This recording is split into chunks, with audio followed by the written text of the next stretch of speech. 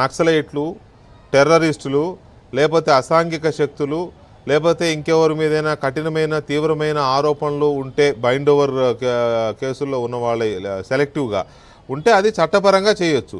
ఒకే రోజు 600 మంది చేశారు అంటే ఏ కేటగిరీలో చేశారు వీళ్ళని? ఎగ్జాక్ట్లీ సార్, అదే పాయింట్ చెప్పబోతున్నాను.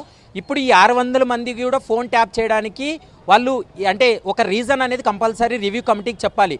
ఈ 600 మంది కూడా మావోయిస్టులకు సానుభూతి పరులని, మావోయిస్టులకు ప్రత్యక్షంగా పరోక్షంగా వీళ్ళు సహకారం అందిస్తున్నారని సమాచారాన్ని రివ్యూ కమిటీ ముందు పెట్టినప్పుడు రివ్యూ కమిటీ ఆటోమేటిక్గా వీరు ఆ సంఘ విద్రోహ శక్తులు కావచ్చు, మరోవైపు ఇప్పటి వరకు మీరు అన్నట్లుగా నక్సలైట్లకు ప్రత్యక్షంగా పరోక్షంగా వీళ్ళు సహకారం అందిస్తున్నారు కాబట్టి వీళ్ళు ఫోన్ ట్యాప్ చేయవచ్చు అని కూడా వాళ్ళ ఆదేశాలు ఇచ్చినటువంటి సందర్భం ఉంది. కానీ ఈ యొక్క డాటాను కూడా వాళ్ళ పేరు కానీ వాళ్ళ యొక్క హోదా కానీ లేకుండా కేవలం ఈ 600 నెంబర్లు మాత్రమే రివ్యూ కమిటీ ముందు పెట్టినట్లు మనకు సమాచారం అందుతుంది.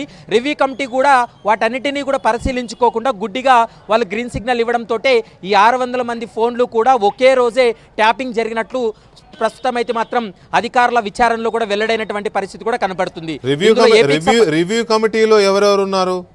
రివ్యూ కమిటీలో అప్పటి డీజీపీ, ఇంటెలిజెన్స్ చీఫ్ ఉంటారు, మరోవైపు హోమ్ సెక్రటరీ. అంటే దాని అర్థం రివ్యూ కమిటీ గుడ్డిగా ఇచ్చినట్టు కాదు, అది కావాలనే ఉద్దేశపూర్వకంగానే అడిగేవాళ్ళు అడిగారు, ఇచ్చేవాళ్ళు ఇచ్చారు అనుకోవాల్సి ఉంటుంది, అంతేనా? ఎగ్జాక్ట్లీ సార్, ఎందుకంటే రివ్యూ కమిటీ ఒక నెంబర్ ఇచ్చినప్పటికీ కూడా అతని పేరు కావచ్చు, అతను ఏ హోదాలో ఉన్నారు, అతను ఏ అడ్రస్లో ఉన్నాడు అనేటువంటి సమాచారాన్ని కూడా రివ్యూ కమిటీకి ఇవ్వాల్సి ఉంటుంది.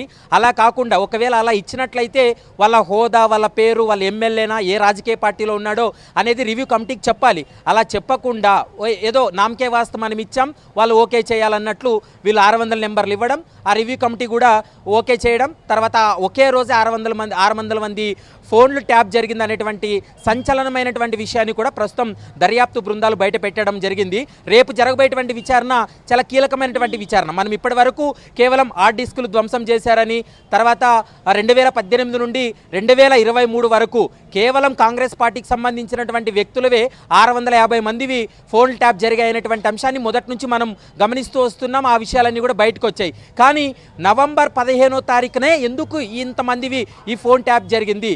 ఎలక్షన్స్కు 15 రోజుల ముందు ఈ ఇంతమంది 600 మంది ఫోన్ ట్యాప్ చేయడానికి ప్రధానమైనటువంటి కారణం ఏంటనేది రేపు ఉదయం 10:30 ఎస్ఐబి చీఫ్గా పనిచేసినటువంటి ప్రభాకర్ రావును, ప్రణీత్ రావును, మరోవైపు భుజంగరావు, వీళ్ళు ముగ్గురిని కూడా ఎదురుగా పెట్టి విచారించేటువంటి అవకాశం అయితే కనపడుతుంది.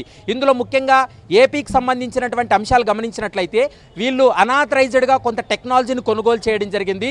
కాబట్టి ఆ అనాథరైజ్డ్ ఉన్నటువంటి టెక్నాలజీతోటే ఏపీకి సంబంధించినటువంటి టీడీపీ నాయకులు, మరోవైపు వ్యాపారవేత్తల యొక్క నెంబర్స్ను, ఏపీ నుంచి వచ్చినటువంటి డాటాను సైతం ఇక్కడి నుండి ట్యాప్ చేసి ఏపీలో ఉన్నటువంటి ఒక కీలకమైన ఫోన్ ట్యాప్ చేశారనే విషయం ఎలా బయటపడింది?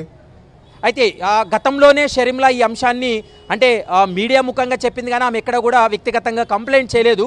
కానీ షర్మిల యొక్క ఫోన్ ఏ విధంగా ట్యాప్ జరిగింది అనేటువంటి అంశాలపైన ఇప్పుడు ఎలా బయటకు వచ్చింది అనేది మనం ఒకసారి గమనించినట్లయితే, ఆమె వైసీపీ అధినేత జగన్మోహన్ రెడ్డి తోటి కొంత కుటుంబ విభేదాలతోటి ఆమె బయటకు వచ్చిన తర్వాత తెలంగాణలో ఒక పార్టీని స్థాపించింది.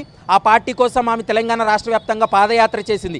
ఆ సమయంలో ఆమె ఎక్కడికి వెళ్ళాలనుకుంటుంది, రేపు ఉదయం పలానా జిల్లాకి వెళ్ళాలనుకుంటుంది, రేపు ఉదయం పలానా దగ్గర ఆమె ధర్నా చేయబోతుంది అనేటువంటి సమాచారాన్ని ముందస్తుగా కార్యకర్తలకు కావచ్చు, వారి నాయకులకి ఆమె సమాచారం ఇచ్చినటువంటి సమయంలో ఆమెను గృహ నిర్బంధం చేసినటువంటి సందర్భం కావచ్చు, మరోవైపు కొంతమంది పొలిటికల్ సంబంధించినటువంటి నాయకులతో ఆమె కాల్స్ ఏదైతే మాట్లాడుతుందో ఆ కాల్స్ని రికార్డ్ చేసి వాటిని స్వయంగా అప్పటి వైసీపీ ప్రభుత్వంలో ఒక కీలకంగా వ్యవహరించిన నేతకు ఈ యొక్క కాల్ రికార్డింగ్స్ అన్ని కూడా పంపించారు అనేది ఇప్పుడు దర్యాప్తులో కూడా వెల్లడైంది. ఇక్కడ ఇంకొక విషయం కూడా ఇందాక బయటకు వచ్చింది కదా, షర్మిల గారి దగ్గర పనిచేసే ఉద్యోగుల్ని కొంతమందిని పోలీసులు భయపెట్టారు, బెదిరించారు అనేది కూడా వచ్చింది కదా. అది ఎందుకు బెదిరించారు అనేది ఏమన్నా ఉందా? ఎగ్జాక్ట్లీ సార్, అంటే షర్మిల రేపు జరగబోయేటువంటి అంటే ఆమె పార్టీ స్థాపించినటువంటి సమయంలో, పార్టీ యాక్టివ్గా ఉన్నటువంటి సమయంలో తెలంగాణలో ఆమె రేపు జరగబోయేటువంటి కార్యక్రమాలకు సంబంధించి ఎవరైతే ఆర్గనైజ్ చేస్తున్నారో దాదాపు 7-8 మంది ఆర్గనైజర్లు ఎవరైతే ఉంటారో ఆ పార్టీకి సంబంధించి వాళ్ళని ప్రత్యక్షంగా పరోక్షంగా పిలిపించి వాళ్ళని బెదిరింపులకు దిగారు. ఒక ఐపీఎస్ అధికారి అప్పుడు ప్రభుత్వంలో కీలక పాత్ర పోషించినటువంటి లా అండ్ ఆర్డర్లో హైదరాబాద్లో పనిచేసినటువంటి వ్యక్తి వారిని బెదిరింపులకు దిగాడని, మీరు షర్మిల వెంట తిరిగినా షర్మిలాతో ఈ కార్యక్రమాల్లో పాలు పంచుకున్న మీ పైన కేసులు బనాయిస్తామంటూ కూడా వాళ్ళని బెదిరింపులకు దిగారనేది ప్రస్తుతం దర్యాప్తులు కూడా